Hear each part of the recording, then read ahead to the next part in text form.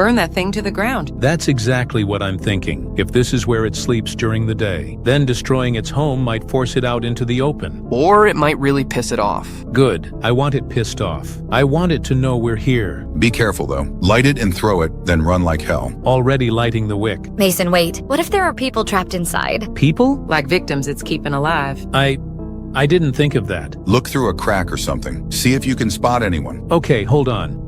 Yeah, maybe not, actually. The growling is getting louder. That means it knows you're there. Mason, throw the Molotov. Mason? Oh, crap. I can hear him screaming, guys. I can hear it too. Those are definitely Mason's screams. We need to help him. No, we need to get out of here now. We can't just leave him. He's already dead. Can't you hear that? Those aren't screams for help. Those are death screams. The screaming stopped. Mason, please respond. Did you kill it? This is bad. Everyone head east, away from the cabin. That thing knows we're here now. On it. Guys, I can hear something crashing through the trees. Well, hide then.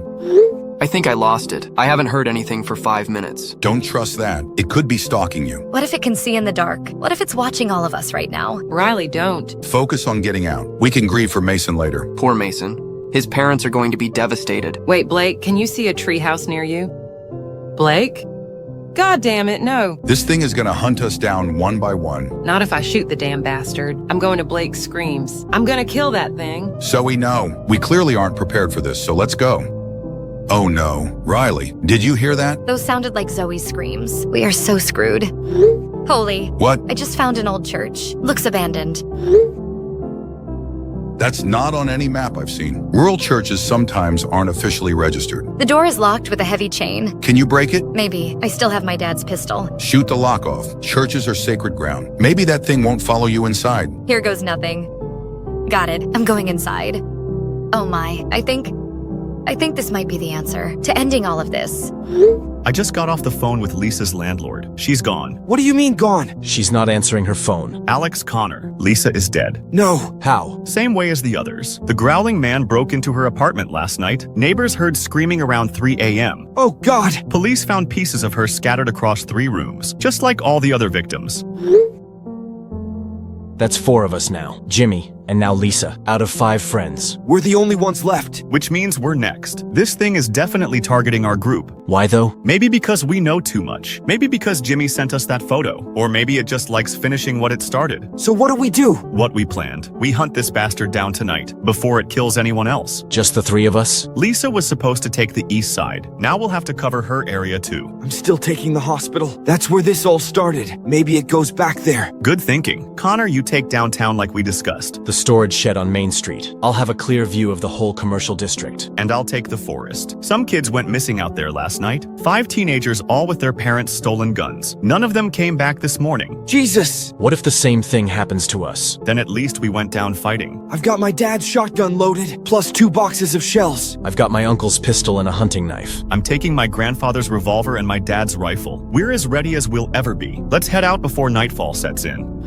I'm at the hospital now. Security tape is still up, but I cut through. Any signs of activity? Building looks completely empty. I'm in position at the shed. Downtown is dead quiet. Even the streetlights seem dimmer. I'm entering the forest now, following the trail those kids probably took. Everyone stay sharp. This thing could be anywhere. How will we know if one of us finds it? You'll know. Trust me on that. I'm going deeper inside the hospital, heading toward the maternity ward, where Jimmy was. Guys, something's happening downtown. I can hear rumbling. What kind of rumbling? Like the earth is shifting, or something big is moving beneath the streets. I'm hearing similar sounds at the hospital, coming from inside the walls. That's not normal. No crap, it's not normal. Wait, something just cracked the pavement on Main Street. The sounds are getting louder here too, almost like scratching or clawing. Oh my god, things are coming up from the ground.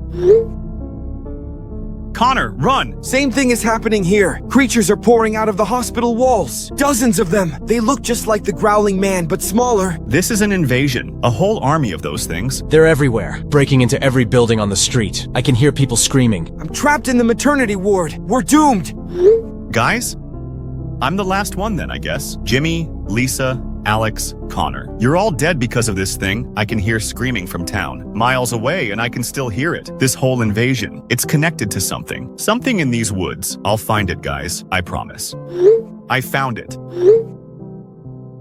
That's the original Growling Man, standing on top of what looks like a massive nest. And there are these tendrils going down into the ground. It's controlling them. All those creatures attacking the town. They're coming from here, from this thing. It's like some kind of hive mind, or a queen bee commanding its swarm. I can see it screeching into the sky, coordinating the attack. This has to stop. I don't care if I die. Jimmy, Lisa, Alex, Connor, I'll see you guys soon. But first, I'm ending this nightmare. Even if it kills me, I'm going in. Tom, are you still alive? I haven't heard from you in over an hour. Barely, babe. I'm hiding in that old warehouse on Industrial Drive. Where are you? Mrs. Patterson's basement. She gave me the key before she evacuated. Tom, what the hell is happening out there? It's like the apocalypse. These creatures are everywhere, breaking into every building they can find. I can hear them above me, tearing apart Mrs. Patterson's house. The sounds are horrific. Same here. I watched them bust through the jewelry store across the street. They're not even stealing anything, just destroying and consuming everything and everyone. How many people do you think are left? Not many. I've seen dozens of bodies dragged out of buildings. This is way worse than the hospital massacre. That was just one creature. Now there are hundreds of them. All working together, like they're coordinated somehow. I keep thinking about my sister in Portland. At least she's safe from this nightmare. If we survive this, we're getting out of town immediately. If we survive, that's a big if right now. Stay positive, baby. We've made it this far. I love you, Tom. If something happens to me, I want you to know that. Nothing's going to happen. We're going to get through this together. The noises upstairs just stopped. That's either really good or really bad. Probably means they moved on to the next house. God, I hope so. Wait, Tom, look outside. Do you see that light in the sky from where you are? What light? Holy crap. Jan, are you seeing this? What is that thing? It looks like I don't even know how to describe it. Is that an angel? Not like any angel I've seen in church. It's enormous, and those rings with eyes. It's beautiful and terrifying at the same time. The creatures stopped attacking. They're all looking up at it. I can see more lights coming down from the sky. Those look like warriors. Angels? Has to be. And they're attacking the creatures. Oh my God, they're fighting them! The angel warriors are easily winning too. The creatures can't even touch them. Look at that big angel in the center. It's charging up some kind of energy. It's aiming toward the forest, where all this started. Here it comes. The whole forest just lit up like daytime. Whatever was controlling those creatures, I think it just got vaporized. The creatures are screaming. They're being pulled back underground. Through the holes they came from. It's like they're being sucked back to hell. The angel warriors are disappearing too, going back up to the sky. The big angel is fading away. Everything's going back to normal. Is it over? I think so. I don't hear any more screaming. The sun's coming up. Dawn is breaking. We survived, Tom. We actually survived. Come meet me at the warehouse. I need to hold you. On my way. But Tom, what the hell just happened? I have no idea. Divine intervention. God's army saving us from demons? Where did they come from, though? I don't know, but I'm grateful they showed up when they did. Me too. We were minutes away from being overrun. The whole town was. Those angels saved everyone. Everyone who's still alive anyway. We'll figure it out later. Right now, I just want to get out of this place. Agreed. Let's pack up and leave before nightfall. Good plan. I never want to see another creature like those things. Hopefully we never will. Hopefully they're gone for good. With that angel's light burning them away, I think they are. Thank God. Literally, thank God. Mr. Hayes, this is Michelle Santos from Channel 7 News. I understand you were one of the survivors found in the forest yesterday morning. Would you be willing to share your experience with our investigation? I guess, though I'm not sure anyone will believe what I saw. Try me. After what this town has been through, I think people are ready to hear the truth. I found the creature's lair. An old ranger cabin that had been transformed into some kind of nest. The original Growling Man was on top of it, controlling all the smaller creatures attacking the town. How is it controlling them? These black tendrils going into the ground, like roots or veins. It was definitely the source of the invasion. And then what happened? The angel appeared. This massive thing in the sky with rings of eyes. It shot this beam of pure white light directly at the Growling Man. And when the light hit it, the creature just dissolved. Dissolved? Vaporized, screaming as it was pulled down into the ground. The whole cabin structure collapsed and got sucked underground too, like it was being dragged back to hell. You believe it came from hell? What else could it be? The way it killed people, the way it spawned those other creatures, and the way it reacted to holy light, it was definitely demonic. Thank you for sharing that, Mr. Hayes. Your testimony is very helpful. Now, Riley, I understand you were with a group of teenagers in the forest that night. Can you tell me what happened to you? Most of my friends died. Mason, Blake, Zoe, Devin. That thing hunted us down one by one. But you survived. How? I found an abandoned church, deep in the woods where nobody would think to look. The door was locked, but I shot the chain off with my dad's pistol. What did you find inside? A priest, hanging from the rafters with a rope around his neck. He'd been dead for weeks. What did you do? I cut him down. It seemed like the right thing to do. You don't leave a man of God hanging like that. And then? The moment his body hit the floor, the whole church filled with this golden light, and I could see through the windows. Angels were appearing in the sky above the town. The angels appeared right after you cut down the priest. Immediately after, like there was some kind of connection. Do you think there was a connection? I know there was. That priest's death had something to do with why the angels couldn't help before. Maybe holy ground was desecrated or something, and cutting him down restored it. That's a very interesting theory. Do you know anything about this priest? I found his wallet. Father Greenwebb. According to his ID, he was 58 years old. Father Webb went missing 3 weeks ago, right before the first hospital attack. The church reported him as a missing person. He wasn't missing. He was dead in that abandoned church. Why do you think he was there? Maybe he knew what was coming. Maybe he tried to stop it and failed, so he killed himself out of despair. But his suicide prevented divine intervention. That's what I think. Sacred ground became cursed ground, and the angels couldn't act until I restored the sanctity. By giving him a proper burial. The moment I cut him down and laid him on the altar respectfully, God's army was free to intervene. So you believe you're the reason the town was saved? I believe God used me. I was in the right place at the right time to do what needed to be done. Father Gonzalez, do you have any information about Father Marcus Webb? Poor Green. He came to me 3 weeks ago in a state of panic, said he'd had visions of demonic creatures. Visions? He believed something evil was going to attack our town. He wanted to perform protective rituals, consecrate holy ground to keep the demons at bay. What happened? I told him it sounded like stress. Maybe he needed counseling or medication. I didn't take his vision seriously. And then he disappeared. He said he was going to handle it himself. That was the last time I saw him alive. Do you think his suicide prevented divine intervention? In Catholic theology, suicide is a mortal sin. It separates the soul from God's grace. If Green died by suicide on consecrated ground, it would desecrate that location. Making it impossible for angels to manifest there. Theoretically, yes, until the desecration was cleansed. Which is what happened when Riley cut him down. It sounds like that young girl performed an act of mercy, restoring dignity to Marcus's remains and allowing God's intervention. So Father Webb's death enabled the demonic attack, but also provided the key to stopping it. God works in mysterious ways. Even tragedy can serve his purpose. Thank you, Father. This explains so much about what happened. Colonel Harrison, military engineering has sealed the underground holes. All 847 breach points have been filled with concrete. We've also installed seismic monitoring equipment in case of future underground activity. And the forest area where the nest was located? Completely quarantined. 20-mile radius around the epicenter. Nothing gets in or out without military clearance. Do you believe the threat is over? Based on survivor testimony and physical evidence, the source creature has been eliminated, but we're maintaining vigilance. What's the official explanation for what happened? Mass hallucination caused by chemical contamination. Underground gas leak affecting the entire population, causing shared delusions and violent behavior. But you know that's not what really happened. I know what the survivors reported, and I know what the evidence suggests. But my job is to maintain public order, not to validate supernatural theories. Understood, Colonel. Thank you for your cooperation. The town is safe now, Mrs. Santos. That's what matters. The threat is gone. And it's never coming back? Not if we can help it. We'll be watching. Good to know. The people of this town deserve to feel safe again. They do, and they will.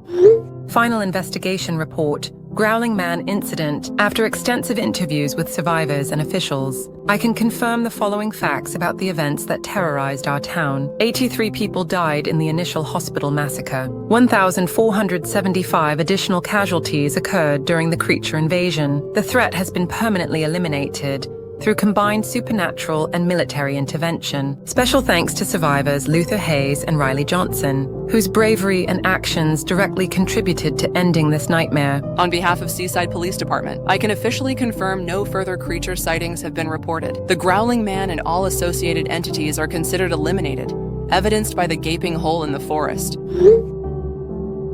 Our investigation is now closed. Seaside General Hospital will undergo complete reconstruction. We plan to reopen in 18 months with enhanced security measures. A memorial wall will honor all victims of the tragedy. The Town Council has approved a permanent memorial service to be held annually on the anniversary of these events. We will never forget those we lost or the heroes who saved us.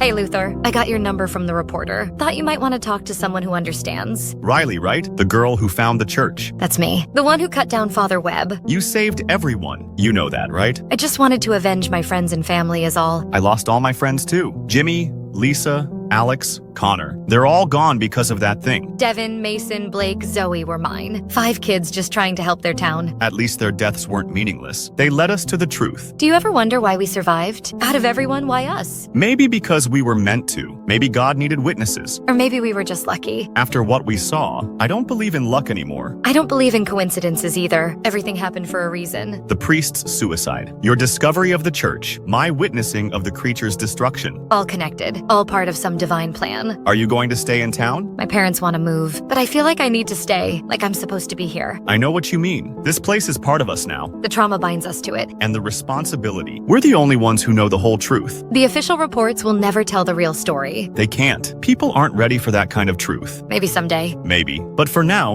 we're the guardians of what really happened. I can live with that. Me too. Published article.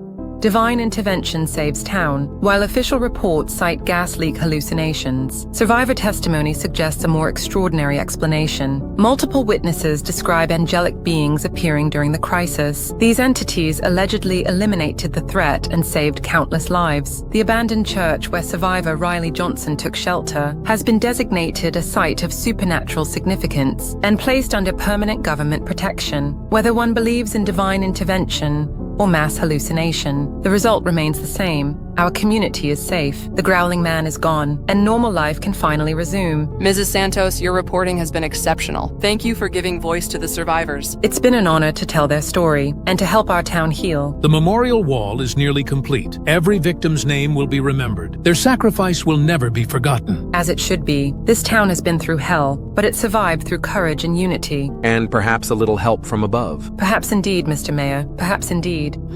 Riley, I wanted to say goodbye. I'm heading out of town for a while. Need some time to process everything. I understand. Will you come back? Eventually. This place is home despite everything. It is, and we're its protectors now. Take care of yourself, Riley, and take care of our town. I will. Thank you, Luther, for everything. Thank you, too, for saving us all. We saved each other. That's what matters. See you when I get back. I'll be here. Someone has to watch over this place. Good. I wouldn't trust anyone else with the job. Goodbye, Luther. Goodbye, Riley.